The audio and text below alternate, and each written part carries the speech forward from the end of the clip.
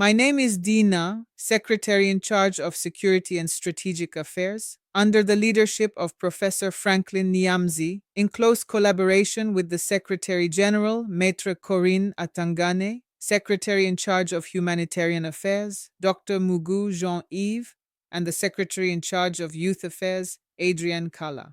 I'm here to ask just a few questions. Have you ever considered that Ngo, Atanga Nji, and the others would never simply sit back and watch you defeat them while folding their arms?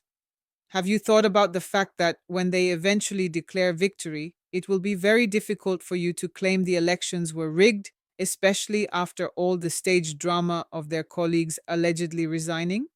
The constant back and forth of pretending to oppose them while never truly stopping them only serves to create the illusion of democracy.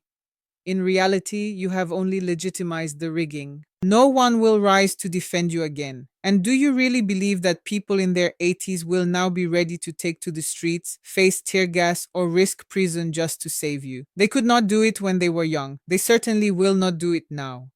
Be wise.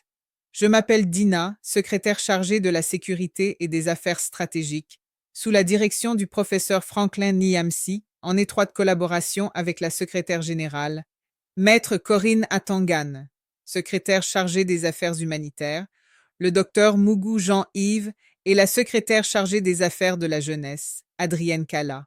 Je suis ici pour poser seulement quelques questions. Avez-vous déjà envisagé que Ngongo, Atanganji et les autres ne resteraient jamais les bras croisés à vous regarder les vaincre? Avez-vous réfléchi au fait que lorsqu'ils proclameront leur victoire, il vous sera très difficile d'affirmer que les élections ont été truquées, surtout après toute la mise en scène des démissions prétendues de leurs collègues? Les allers-retours consistant à faire semblant de les arrêter sans jamais vraiment le faire ne servent qu'à donner l'illusion d'une démocratie. En réalité, vous n'avez fait que légitimer la fraude électorale. Personne ne se lèvera plus pour vous défendre. Et croyez-vous vraiment que des octogénaires seront prêts aujourd'hui à descendre dans les rues, à respirer les gaz lacrymogènes, à être jetés en prison pour vous sauver? Ils n'ont pas pu le faire lorsqu'ils étaient jeunes. Ils ne le feront certainement pas maintenant. Soyez sages.